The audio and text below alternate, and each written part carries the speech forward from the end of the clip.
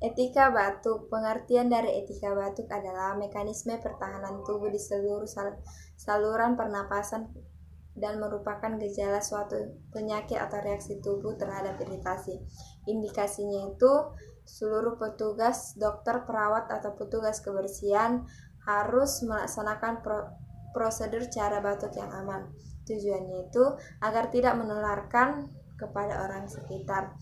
Yang kedua, mencegah terjadinya penyebaran virus di udara dan lingkungan.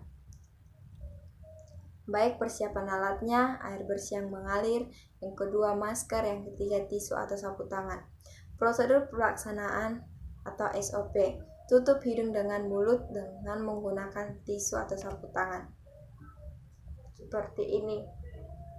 Dan yang kedua itu, jika tidak ada tisu atau sapu tangan, bisa juga menggunakan lengan bagian dalam. Seperti ini. Dan jika batuk berkepanjangan, kita juga bisa menggunakan masker supaya tidak menyebarkan virus kepada orang lain.